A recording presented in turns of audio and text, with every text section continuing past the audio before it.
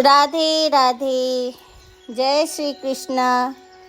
नमस्कार दोस्तों, अनुपमा भक्ति चैनल में आपका स्वागत है। दोस्तों, आज की पढ़े लिखे दुनिया में व्यस्तता इतनी आ गई है, लोग एक दूसरे से झिझकने लगे बात करने में, बोलने में, और एक दूसरे को सामान देने या कुछ खाने पीने की चीज़ें देने में भी, क्योंकि लोगों के मन में ये धारणा हो गई कि वो हमारे ऊपर तंत्र विद्या कर रही है। तो मैं उतना तो नहीं जानती कि तंत्र विद्या क्या होता है, लेकिन हाँ, आज मैंने थोड़ा बहुत इधर उधर से ढूंढ के पढ़ी, उसी के बारे में आज मैं ये वीडियो बना रही हूँ।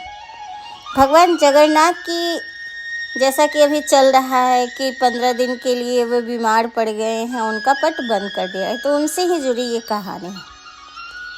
भगवान जगन्नाथ की एक प्रसिद्ध कहानी है जिसमें एक तांत्रिक का उल्लेख किया गया है।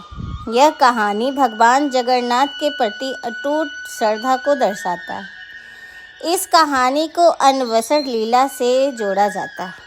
अन्वसर लीला भगवान के कई लीलाओं में से एक है, जो भगवान जगन्नाथ के गोपनीय और दिव्य पक्ष को दर्शाता है, जिसमें भगवान की अन्वसर लीला को समझने की कोशिश की, पर उन्हें योग शक्ति भगवान की लीला के सामने पराजित हो गई। अन्वसर काल पूरे साल भगवान जगन्नाथ में मंदिर में मनाया जाता है एक बार। ये 15 दिन तक चलता है। इस दौरान जब ये अन्वसर लीला चलती है, उसमें मंदिर के पट बंद कर दिए जाते हैं। श्रद्धालुओं के उनके दर्शन नहीं होते हैं।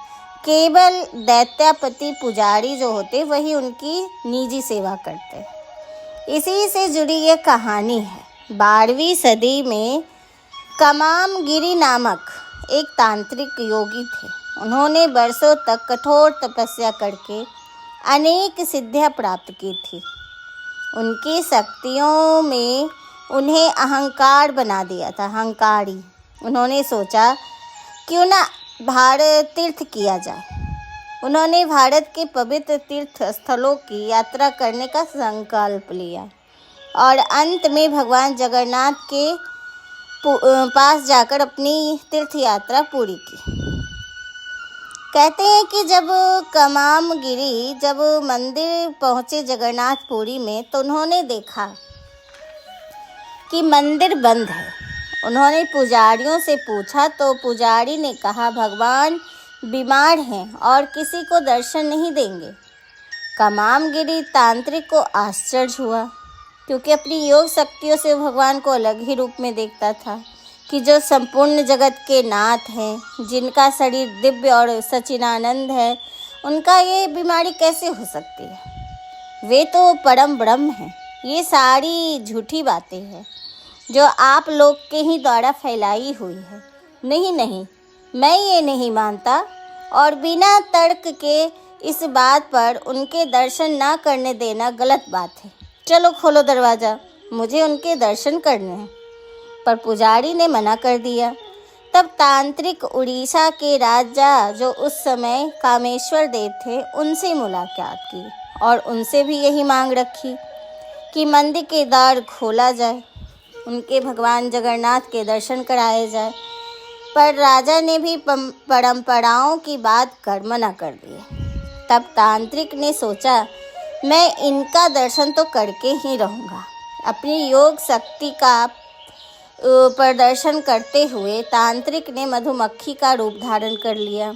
मंदिर के भीतर प्रवेश किया। मंदिर के अंदर उन्होंने एक अष्टदल कमल देखा। मधुमक्खी के रूप में होने के कारण वह कमल की तरफ आकर्षित हो गए और कमल पर बैठ गए। दोस्तों, जैसे कि कमल पर बैठा, वो तुरंत ही बंद हो गया और वह तांत्रिक उसमें फंस गया। आप जानते ही हैं, कमल दिन में खिलता रहता है, शाम होते ही अपनी पंखुड़ियों को बंद कर लेते हैं, जिससे कई कीट फतिंगे भंवरा उसमें फंस जाते हैं। वही तांत्रिक के साथ हुआ। वे भी उसमें फंस गए। वो बाहर निकलने की काफ़ी कोशिश की, पर सफल ना हो पाए। तब उन्होंने अंत में अपने इष्ट देव भगवान महादेव और भगवान जगन्नाथ की से प्रार्थना की और वह बाहर आ गए। दूसरी बार भी उन्होंने सोचा कि अच्छा, इस बार मैं अदृश्य रूप में अंदर जाता हूँ। वो अदृश्य रूप में अंदर मंदिर में प्रवेश किए। उन्होंने देखा कि 8 दिशाओं में 8 सुंदर देवियाँ खड़ी हैं और वे उसे देखकर उनकी हंसी उड़ाने लगे, जिससे तांत्रिक घबरा गए और बाहर आ गए।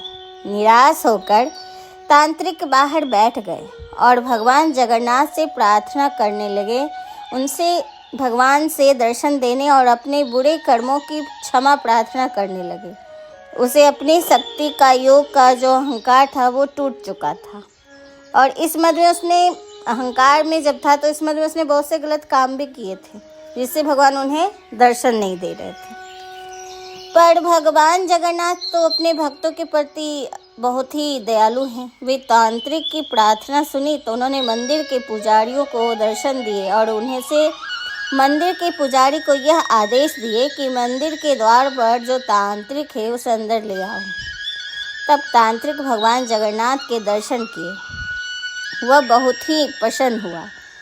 अपने अपराधों की क्षमा मांगा। उसने प्रार्थना की भगवान से कि उसे क्षमा कर दे और उसे आशीर्वाद दे। तांत्रिक विद्या, जिसे सामान्यतः जादू टोना माना जाता है, तांत्रिक विद्या का उपयोग लोग अपने जीवन की समस्याओं को कम करने के लिए करते हैं, पर ऐसा नहीं करना चाहिए। किसी का भला हो तब तो इस तंत्र का उपयोग करें, मगर अपने स्वार्थ के लिए किसी दूसरे पे गलत विचार से इसका गलत इस्तेमाल नहीं करना चाहिए। क्योंकि तंत्र विद्या तभी, अगर आप किसी के गलत के लिए उपयोग करते हैं तो आपका भी गलत ही होगा, आपका भी नुकसान ही होगा। क्योंकि ये तब तक सिद्ध नहीं होते हैं जब तक आपका नुकसान ना हो। जो तंत्र करने वाला आदमी, व्यक्ति, औरत, जो भी हो, जब तक खुद का नुकसान ना हो तब तक दूसरे का ये नुकसान नहीं करता। तो जैसा कि आपने कहानी में सुना कि महान तांत्रिक होने के बाद भी भगवान के आगे ना चले, वैसे ही भगवान के शरण में गए व्यक्ति का उस पर कोई जादू टोना या तांत्रिक विद्या कुछ भी कर लो, कोई असर नहीं होता और असर उल्टा उसी पे होता है जो करता है।